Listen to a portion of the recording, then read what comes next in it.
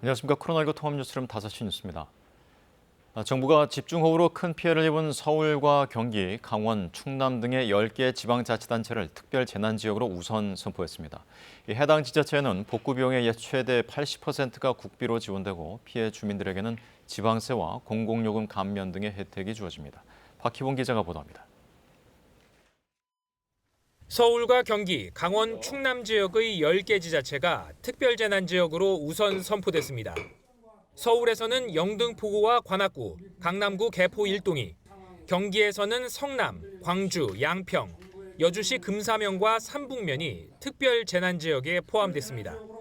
강원도에서는 횡성군이, 충남에서는 부여군과 청양군 등입니다. 윤석열 대통령은 신속한 지원을 위해 선포 요건이 확인되는 곳부터 먼저 선포하겠다며 특별 재난지역 선포안을 제가했습니다. 신속한 지원을 위해서는 선포 요건이 확인되는 곳부터 먼저 선포하고 또 아직 조사가 완료되지 않은 지역에 대해서는 신속하게 합동조사를 완료해서 추가적으로 특별 재난지역을 선포하겠습니다. 특별재난지역 선포에 따라 해당 지자체에는 사유시설과 공공시설 복구비의 최대 80%가 국비로 지원됩니다. 피해 주민에 대해서는 국세와 지방세 납부가 제외되고 공공요금 감면의 혜택이 추가로 주어집니다. 특별재난지역에서는 건강보험과 전기, 통신, 도시가스 등 12가지 공공요금 감면도 제공됩니다. 정부는 이달 말까지 합동조사를 통해 요건을 충족하는 지자체는 신속하게 특별재난지역으로 추가 선포할 방침입니다. 또 다가오는 추석을 고려해 침수주택 등은 복구계획 확정 전이라도 지자체에서 신속하게 재난지원금을 지급하도록 했습니다. 정부는 이를 위해 재난대책비를 신속하게 지자체에 교부하고 취약지역 피해 재발 방지를 위한 시설 구축을 추진하기로 했습니다. 행정안전부는 이와 별도로 서울 동작구 아파트의 옹벽 철거 등 긴급 조치를 위해 재난안전특별교부세 107억 원을 지자체에 우선 지급했습니다. KBS 뉴스 박희봉입니다. 한미 양국군의 연합연습과 정부 연습을 동시에 실시하는 을지 프리덤 실드가 오늘부터 본 연습에 들어갔습니다. 이 방어와 반격 훈련으로 나뉘어 진행되는 이번 훈련에서는 4년여 만에 야외 기동 훈련도 함께 실시돼 보다 실전적인 연습이 될 것으로 보입니다. 최영윤 기자가 보도합니다. 북한의 위협에 대한 방어 태세를 숙달하기 위해 한미 군 당국이 매년 실시하는 연합연습. 올해부터는 프리덤 실드라는 이름으로 본 연습에 돌입했습니다. 북한의 공격 상황을 가정한 방어 위주의 1부와 반격에 초점을 맞춘 2부로 나뉘어 다음 달 1일까지 진행됩니다. 일부 군사연습은 재난 등 비군사적 위기 상황 위주로 시행되어 오던 정부 연습과 연계해 을지 프리덤 실드라는 이름으로 4일간 시행됩니다. 지자체와 공공기관 등 4천여 곳 48만여 명이 참여해 비상소집과 전시 전환 훈련 등을 합니다. 군 당국은 이번 연습을 통해 범정부 차원의 위기 관리와 연합작전 지원 절차를 숙달해 북한의 국지도발 등에 대비한 국가 총력전 수행 능력을 향상시킬 수 있을 것으로 기대하고 있습니다. 한미연합 군사연습에서는 컴퓨터 시뮬레이션에 기반한 지휘소 연습뿐 아니라 2018년 이후 연중 분산돼 실시됐던 야외 기동훈련도 병행됩니다. 연합과학화 전투훈련, 연합공격헬기 사격훈련 등 모두 13개의 야외 기동훈련이 시행될 예정입니다. 또 올해 연습에서는 전시작전권 전환을 위한 평가도 함께 진행됩니다. 한국군 사성장군이 지휘하는 미래연합사의 작전 수행 능력을 평가하는 3단계 평가 가운데 두 번째인 완전 운용 능력 평가입니다. 연습 기간 중 북한이 추가적인 군사도발을 감행할 가능성이 있는 가운데 군 당국은 북한군의 동향을 면밀히 추적 감시하며 확고한 대비 태세를 유지하고 있다고 밝혔습니다. KBS 뉴스 최영윤입니다. 윤석열 대통령은 오늘 주재한 을지 국무회의에서 어떠한 위기 상황에서도 흔들림 없이 정부 기능을 유지하고 군사작전을 지원하며 국민의 안전을 책임진다는 각오로 연습에 임해달라고 당부했습니다. 윤 대통령은 정부 연습인 을지 연습과 군사 연습인 프리덤 실드가 유기적으로 맞물려 작동해야 한다면서 이번 연습은 변화하는 전쟁 양상에 맞춰 우리 정부의 비상 대비 태세를 새롭게 정비하는 출발점이 될 것이라고 강조했습니다. 국민의힘이 오늘 윤리위원회를 열어 수해복구 봉사 현장에서 실언을 한 김성원 의원에 대한 징계 절차 개시를 논의합니다. 일각에서는 이준석 전 대표에 대한 추가 징계 가능성도 거론되는 가운데 이 전 대표는 여론전을 이어가고 있습니다. 박경준 기자의 보도입니다. 국민의힘 윤리위는 오늘 저녁 7시부터 전체 회의를 열어 김성원 의원에 대한 징계 절차 개시를 논의합니다. 김 의원은 지난 11일 수해복구 봉사 현장에서 한 실언으로 논란을 빚었습니다. 솔직히 비 좀 왔으면 좋겠다. 대표시원이 사진 잘 나고. 김 의원은 이후 세 차례 공개 사과와 함께 예산결산특별위원회 여당 간사직에서도 물러났습니다. 오늘 회의는 징계 절차에 들어갈지 여부를 논의하는 것인 만큼 곧바로 징계 결정이 나오지 않을 것으로 전망됩니다. 회의에선 당원권 6개월 정지 징계 중인 이준석 전 대표에 대한 추가 징계가 논의될지도 주목됩니다. 앞서 윤리위는 지난주 예고 없이 입장문을 내고 품위 유지 의무 위반을 반복할 경우 엄정하게 심의하겠다고 경고한 바 있습니다.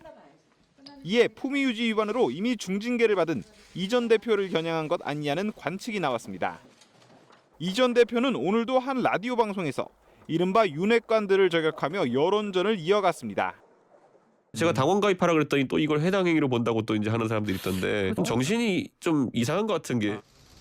이 전 대표는 또 윤핵관 중 한 명이 본인의 성상납 의혹 사건에 대해 경찰에 수사 압력을 가하고 있다는 내용의 기사를 공유한 뒤 윤핵관으로 분류되는 특정 국회의원이면 여러 사람이 떠오르지 않는다고 꼬집었습니다.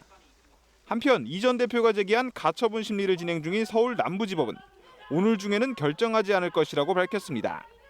KBS 뉴스 박경준입니다. 원달러 환율이 전 거래일보다 13.9원 오른 1,339.8원에 거래를 마쳤습니다. 환율은 장중한 때 1,340원을 넘어서기도 했는데 이는 13년 4개월 만에 처음입니다. 환율은 최근 미국 연방준비제도가 공격적인 긴축 정책을 펼칠 거라는 의지가 재강조되면서 장 초반부터 강세를 보였습니다. 여기에 중국인민은행이 사실상 기준금리인 1년 만기 대출 금리를 3.7%에서 3.65%로 인하하며 위안화가 약세를 보이자 추가 상승 압력을 받았습니다. 올해 2분기 물가가 24년 만에 가장 큰 폭으로 상승했습니다. 통계청이 오늘 발표한 자료를 보면 2분기 전국 소비자 물가지수는 107.54로 1년 전보다 5.4% 상승했습니다. 이는 2분기 기준으로 1998년 이후 최고치입니다.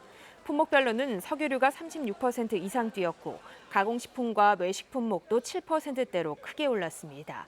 지역별로는 강원 지역 물가가 6.6% 올라 전국에서 가장 높았고 경북과 제주가 뒤를 이었습니다. 코로나19 재유행 확산세가 다소 주춤한 가운데 오늘 신규 확진자는 5만 명대 후반을 기록했습니다. 하지만 위중증 환자와 사망자 수는 여전히 증가세를 보이고 있습니다. 안다영 기자입니다. 코로나19 신규 확진자가 하루 새 5만 9,046명 늘었습니다. 국내 발생이 5만 8,640명, 해외 유입 사례가 406명입니다. 신규 확진자 수는 전날 11만 명대의 절반 수준이며 일주 전 월요일보다는 3,000명가량 적습니다. 월요일 기준으로 신규 확진자 수가 일주 전보다 줄어든 건 약 2달 만입니다. 이처럼 신규 확진자는 줄어드는 경향이 있지만 위중증 환자와 사망자 수는 여전히 증가세입니다.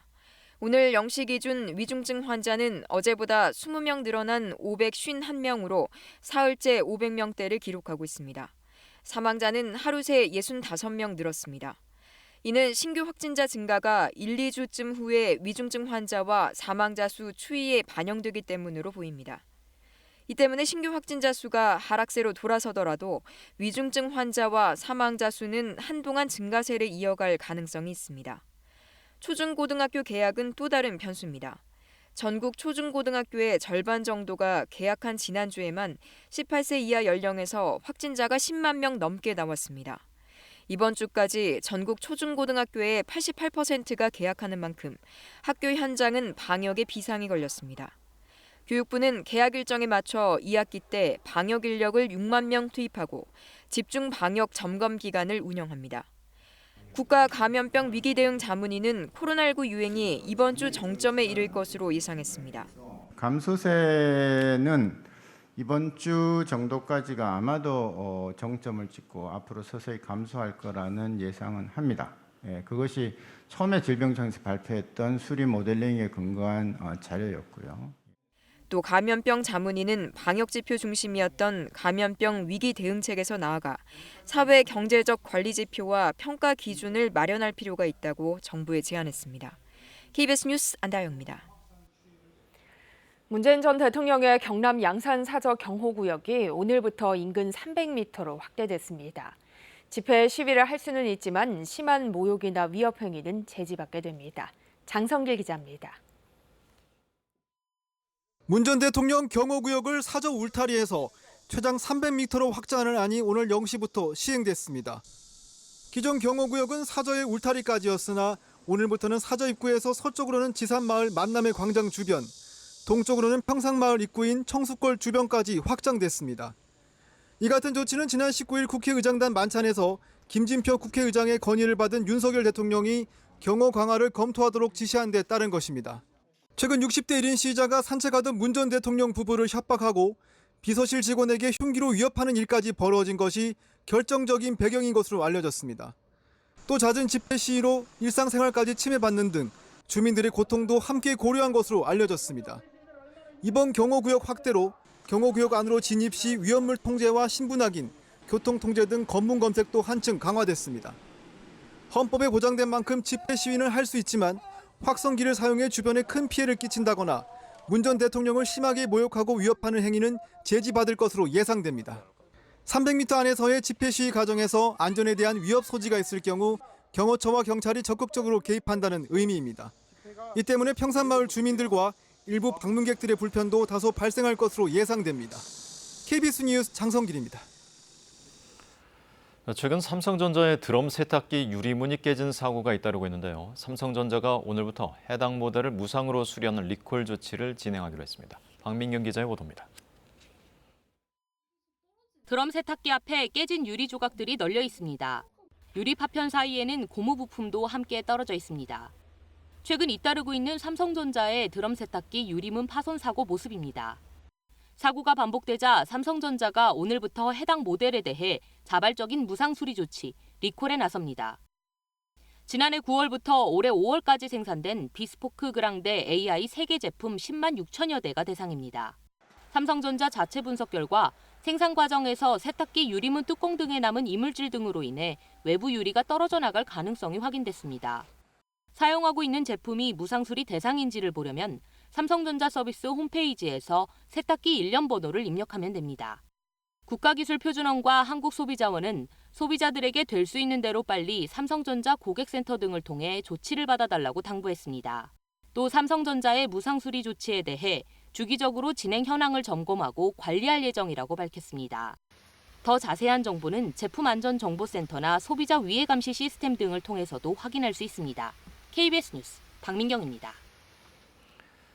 재난 불평등 추모 행동 등 시민사회단체들은 오늘 서울시의회 앞 시민분향소에서 기자회견을 열고 주거 취약계층이 안전한 환경에서 거주할 수 있는 주거권을 보장하라고 정부에 요구했습니다. 참석자들은 기록적인 폭우로 서울 신림동의 반지하에 살던 일가족 3명을 비롯해 상도동 반지하에서도 발달장애인이 목숨을 잃었다며 이는 재난대책이 부재한 상황에서 발생한 사회적 참사라고 주장했습니다. 정부가 2026년까지 5년간 대학의 디지털 전공 정원을 늘리고 영재 교육을 강화해 디지털 인재를 100만 명까지 늘리는 방안을 추진합니다. 교육부는 오늘 이 같은 내용이 담긴 디지털 인재 양성 종합 방안을 발표했습니다. 100만 디지털 인재 양성은 윤석열 대통령의 국정 과제에 담긴 내용입니다. 이에 따라 대학의 디지털 관련 첨단 분야 학과에서는 모집 정원 한도가 없어지고 권역별 정원 제한 등의 규제도 적용받지 않게 됩니다.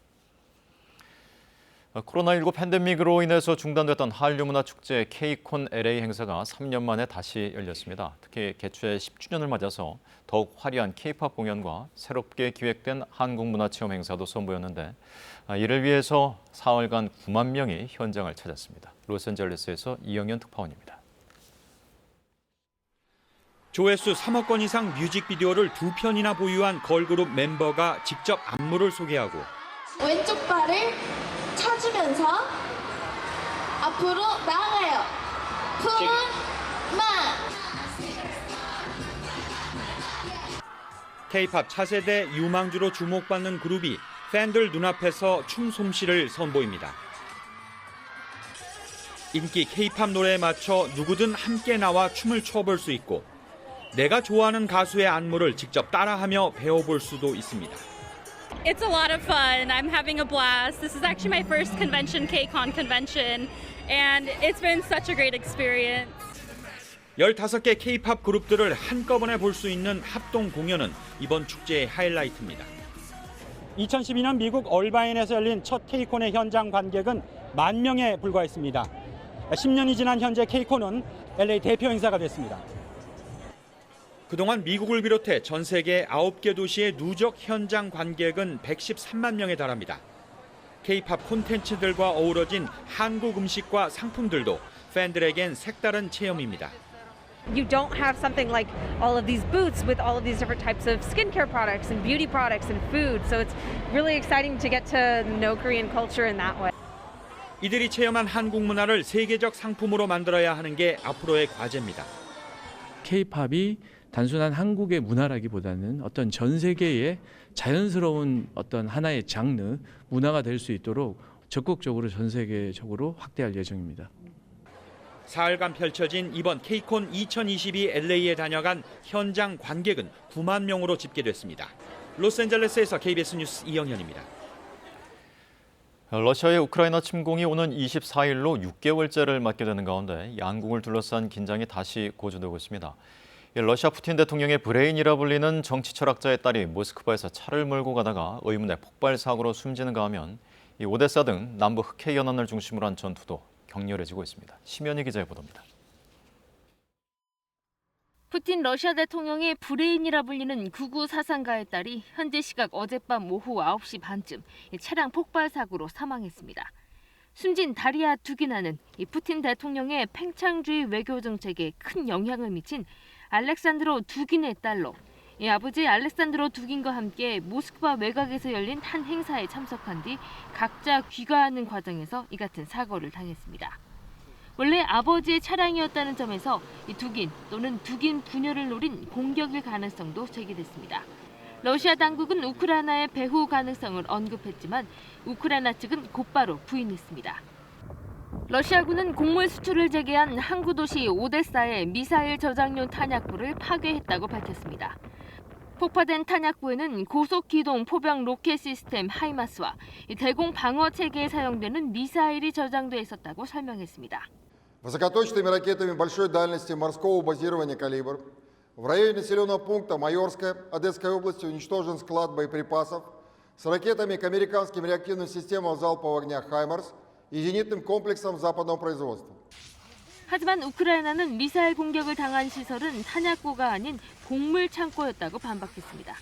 한편 자포리자 원전 주변에서의 잇따른 폭발 사고에 바이든 미국 대통령은 영국과 프랑스, 독일 정상들과 전화 통화를 갖고 국제 원자력 기구가 자포리자 원전 현장을 조속히 방문해 안전을 강구해야 한다고 촉구했습니다.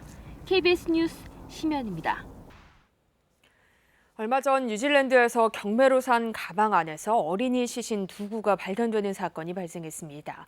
살인의 무게를 두고 수사 중인데 현지 경찰은 숨진 어린이 가족으로 추정되는 여성이 한국에 있는 것으로 확인됐다며 한국 경찰에 협조를 요청했습니다. 김청윤 기자입니다. 사건이 발생한 곳은 뉴질랜드 오클랜드의 한 주택가입니다. 지난 11일 이곳의 한 가족이 경매로 가방을 샀는데 그 안에 어린이 2명의 시신이 발견된 겁니다. 뉴질랜드 현지 언론들은 10살 미만의 어린이들이며 최소 3년 전에 숨진 것으로 보인다고 보도했습니다. 수사에 나선 뉴질랜드 경찰은 숨진 어린이의 가족으로 추정되는 여성이 한국으로 간 기록을 확인했습니다. 이에 따라 인터폴을 통해 한국 경찰에 소재 파악을 요청했습니다. 경찰청은 해당 여성이 한국에 온 입국 기록은 있지만 출국 기록은 없다는 점까지는 확인했습니다. 다만 정확한 거주지를 확인하려면 뉴질랜드 법원 영장 등 법적인 근거가 필요하다며 서류를 보완해달라고 회신했습니다. 해당 여성은 한국계 뉴질랜드인으로 국적은 뉴질랜드인 것으로 전해졌습니다. 경찰은 가해자나 피해자가 한국인이 아니라면 수사에 나설 권한은 없지만 뉴질랜드와는 국제사법공조조약에 따라 필요한 공조를 할 수는 있다고 설명했습니다. KBS 뉴스 김청윤입니다. 최근 제주에 온 외국인 단체 관광객들이 잠적하는 사건이 잇따르고 있습니다. 이에 법무부는 제주에도 사전 전자여행 허가제를 도입하겠다고 발표했는데요. 관광업계는 우려를 나타냈습니다. 홍하경 기자입니다. 우리나라 관광도시를 꼽는다면 제주도를 먼저 떠올리게 됩니다. 이국적인 풍광에 독특한 지형과 특산물, 문화를 가지고 있어서 인기가 많은데요. 제주를 찾는 관광객 수 이렇게 꾸준히 많습니다. 지난달까지 이미 800만 명을 돌파해 올해 제주도의 관광객 수는 역대 최다가 될 것으로 예상되는데요. 그런데 최근 관광 목적으로 제주에 입국한 외국인들이 홀연히 사라지는 사건이 잇따르고 있습니다. 지난 6월 태국인 단체 관광객 178명이 전세기를 타고 제주를 찾았습니다. 사흘 뒤 태국으로 돌아가는 항공기에는 10명 넘게 탑승하지 않았습니다. 이달 초에는 제주에 단체 관광 명목으로 입국한 뒤 불법 취업하거나 다른 지역으로 넘어가려던 태국인 2명이 잇따라 검거됐습니다. 코로나19로 한때 중단됐던 무비자 제도가 다시 부활한 6월 이후부터 벌어지고 있는 일들입니다. 태국은 비자 면제 국가여서 태국인이 우리나라에 들어오면 90일까지 체류할 수 있는데요. 국내에서 합법적으로 일하는 태국인 노동자의 소득은 약 166만 원 정도로 태국 대졸 초임의 2~3배나 됩니다. 국내 입국이 쉬워지자 코리안 드림을 꿈꾸는 태국인들이 불법 취업을 위해 몰려오는 것으로 당국은 파악하고 있습니다. 정부는 입국 심사를 강화했는데요. 이달 초 방콕에서 제주로 들어온 태국인 승객 중 115명이 무더기로 입국하지 못했습니다. 재심 대상자로 분류돼 사실상 입국이 불어대는 바람에 다음 날 다시 태국으로 돌아갔습니다. 지난 2주 동안 제주로 온 태국인 관광객 1,400명 가까이 되는데 이 중 800명 넘게 입국하지 못했습니다. 10명 중 6명꼴로 제주 땅을 밟기도 전에 본국으로 되돌아간 겁니다. 불법 체류 우려가 커지자 법무부는 지난해 9월부터 시행 중인 전자여행 허가제를 제주에도 확대 시행하겠다고 밝혔습니다. 전자여행 허가제는 무비자 입국 대상 국가의 국민이 우리나라에 입국하고자 할 때 사전에 온라인에서 개인 정보와 여행 정보 등을 입력해 여행 허가를 받도록 하는 제도입니다. 법무부는 국내 취업을 노리는 외국인들이 전자여행 허가를 받지 못해 인천 등 국내 다른 공항을 통해선 한국으로 들어올 수 없게 되자 제주로 우회 입국하고 있다며 도입 필요성을 강조했는데요. 관광객이 섞여서 지금 최근에 일어난 것처럼 그런 불법 입국을 기도하거나 불법 취업을 기도하는 그런 분들을 이렇게 선별해서 막아내자는 것입니다. 정부는 전자여행 허가제가 제주 관광객을 막는 게 아니라고 강조했지만 관광업계는 우려를 나타냈습니다. ETA를 시행을 하게 되면 사전에 그 일행 중에 2~3명이 만약에 이제 우려가 있다. 그래서 사전에 입국이 이제 허용이 안 된다 그러면 이 수요자는 이탈이 돼 버린다는 거죠. 적극적으로 문을 열고 있는 아시아 다른 도시와 비교해 불이익이 생길 수 있다는 의견도 나왔습니다. 중국 시장이 나중에 정상화되었을 때 거꾸로 그런 사드같이 일본이 반사이익이 보고 저희 나라가 이제 제주도가 더 불이익을 받지 않을까. 법무부는 올해 안으로 전자여행 허가제를 제주에도 도입할 예정인데요. 자치단체와 관광업계 의견을 수렴해 모든 국가에 적용하지는 않고 불법 입국 우려가 큰 국가들을 중심으로 적용한다는 방침입니다. KBS 뉴스 홍화경입니다. 에너지의 날을 맞아 오늘 밤 9시부터 5분간 서울 광화문과 N서울타워, 부산 광안대교와 경주 첨성대 등 전국 주요 상징물에 조명을 끄는 행사가 열립니다. 앞서 오후 2시부터 1시간 동안은 에어컨 설정 온도를 자발적으로 2도 올리는 국민 참여 행사가 진행됐습니다.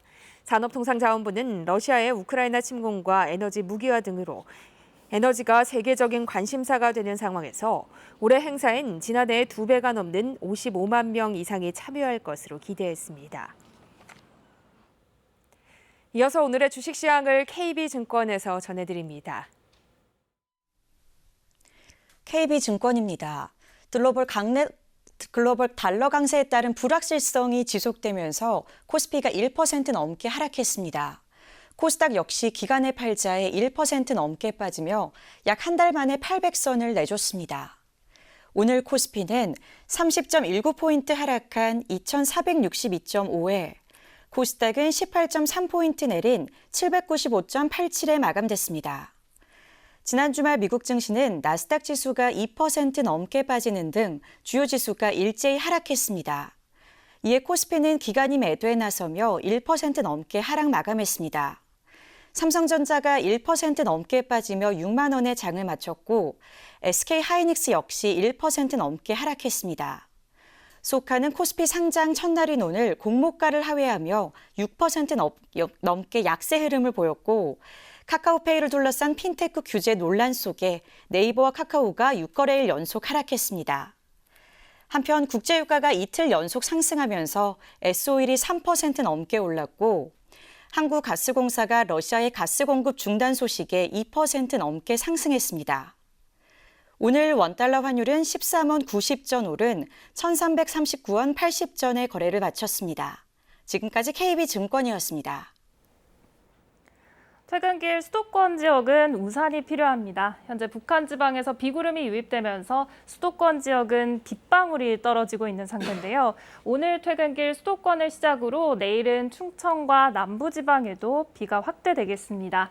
예상 강수량을 보시면 수도권과 충남, 전북 서부에 10에서 50mm고요. 그 밖의 지역은 5에서 30mm입니다. 내일 수도권 지역은 비가 그치고 맑은 하늘이 드러날 텐데요. 남부지방은 모레까지도 비가 오락가락 이어지겠습니다. 남부지방은 폭염이 계속되고 있습니다. 곳곳에 폭염주의보가 발효된 가운데 오늘 밤에도 서울 등 대도시를 중심으로 열대야가 나타나겠고요. 내일 한낮에는 서울이 31도, 대구 33도, 광주 31도로 더위가 이어지겠습니다. 바다의 물결은 서해상에서 최고 3.5m까지 높게 일겠습니다. 내일은 절기 처서인데요. 처서가 지나고 낮더위는 한풀 꺾이겠습니다. 충청 이남 지방은 주 후반에 또다시 비가 내릴 전망입니다. 날씨였습니다. 코로나19 통합 뉴스룸은 7시 뉴스에서 이어집니다. 시청해주신 여러분 고맙습니다.